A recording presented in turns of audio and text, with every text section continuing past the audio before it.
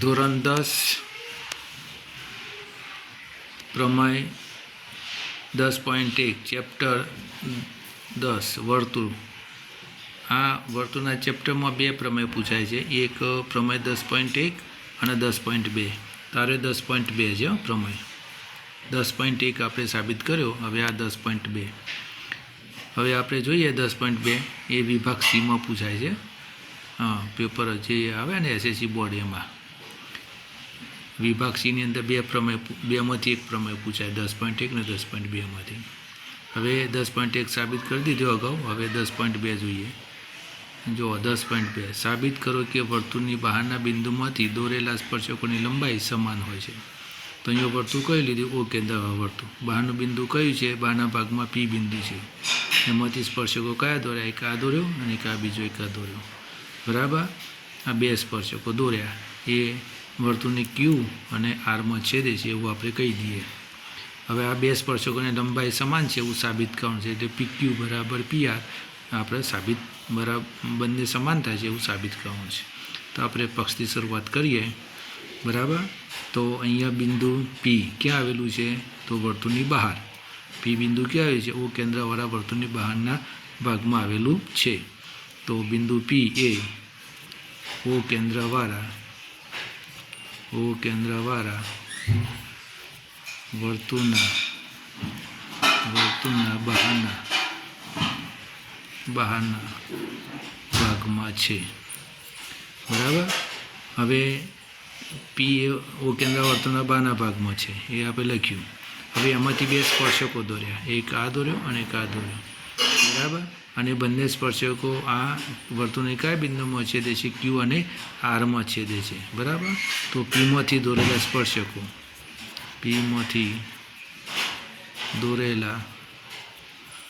સ્પર્શકો વર્તુળને ક્યુ અને આરમાં સ્પર્શે છે. તો વર્તુળને આ ક્યુ અને આરમાં સ્પર્શે છે એવું આપણે બતાવી દેવાનું. હવે સાધ્ય અહીંયા લખ્યું છે કે સ્પર્શકોની લંબાઈ સમાન હોય. હવે કયા સ્પર્શકો બન્યા? પીક્યુ અને પીઆર એ બંને સમાન છે એવું આપણે સાબિત કરવાનું છે. સાધ્યમાં આવે પીક્યુ બરાબર પીઆર. ચલો થઈ ગયું. હવે સાબિતી જોઈએ. સાબિતીની અંદર જે વધારાનું કામ કર્યું પૂરું કરીએ અહીંયા સાબિતીમાં. તો જો પહેલાં ઓપી જોડ્યો, પછી ઓક્યુ જોડ્યો અને ઓઆર જોડ્યો. તો લખીશું ઓપી, પછી શું જોડ્યો? ઓક્યુ, પછી શું જોડ્યો? તો ઓઆર. એ દોરી દીધા. બરાબર. દોર્યા પછી અહીંયા જુઓ એક આ ત્રિજ્યા થઈ, આ સ્પર્શક થઈ, આ ત્રિજ્યા થઈ, આ સ્પર્શક થઈ. તો ત્રિજ્યા એ સ્પર્શકને લંબ થાય. એ પ્રમાણે 10.1માં આપણે સાબિત કર્યું. ત્રિજ્યા એ સ્પર્શકને લંબ થાય. એટલે ઓક્યુ એ કોને લંબ થશે? પીક્યુને લંબ. અને ઓઆર ત્રિજ્યા એ કોને લંબ થશે? સ્પર્શક પીઆરને લંબ થશે. તો અહીંયા આ બંને કેવા થવાના? કાટખૂણા. તો આપણે એ બતાવી દઈએ. બરાબર. તો અહીં ઓ ક્યુ પી બરાબર ખૂણો ઓ આર પી બંને કેવા થવાના? કાટખૂણા. એટલે 90°ના. એ કોના આધારે કીધું? પ્રમેય 10.1 મુજબ. બરાબર. હવે બે ત્રિકોણ બન્યા ઓ ક્યુ પી અને ઓ આર પી. ઓ ક્યુ પી અને ઓ આર પી આ બંને ત્રિકોણોમાં. તો આપણે ત્રિકોણ ઓ ક્યુ પી અને ત્રિકોણ ઓ આર પીમાં. બરાબર. આ બંને ત્રિજ્યાઓ થવાના. આ બે ત્રિજ્યાઓ થઈ ઓ ક્યુ અને ઓ આર. અને એક જ વર્તુળની ત્રિજ્યાઓ કેવી થાય? સમાન. તો આપણે લખીશું ઓ ક્યુ બરાબર ઓ આર. અહીં લખીશું એક જ વર્તુળની ત્રિજ્યાઓ. એક જ વર્તુળની ત્રિજ્યાઓ સમાન થાય. પછી આ બે ત્રિકોણ થયા. કયો? ઓ ક્યુ પી અને ઓ આર પી. હવે આ બંને ત્રિકોણની આ સામાન્ય બાજુ છે ઓપી. આ ત્રિકોણની પણ આ બાજુ થઈ અને આ ત્રિકોણની આ પણ આ બાજુ થઈ. એને કહેવાય સામાન્ય બાજુ. એટલે બંને ત્રિકોણની સામાન્ય બાજુ છે. એટલે આપણે લખીશું ઓપી બરાબર ઓપી. બરાબર. એક એટલે બંને ત્રિકોણોની સામાન્ય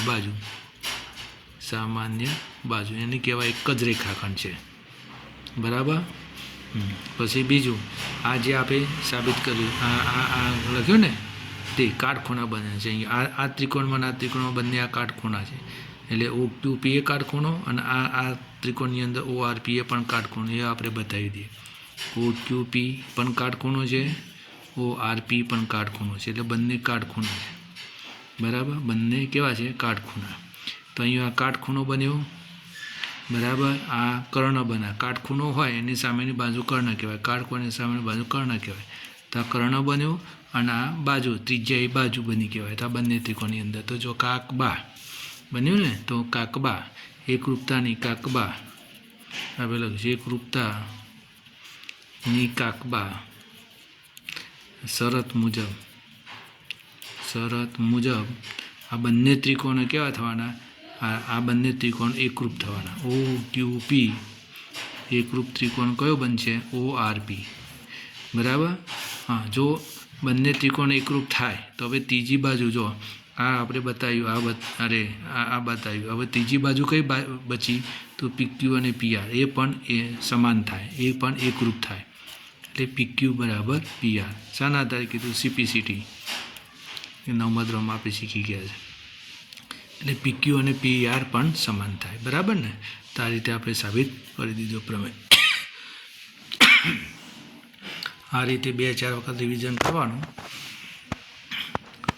અને પછી 2-4 વખત લખી દેવાનું, પ્રમેય કમ્પ્લીટ થઈ જાય અને વિભાગ Cની અંદર તમે 3 ગુણ મેળવી શકો.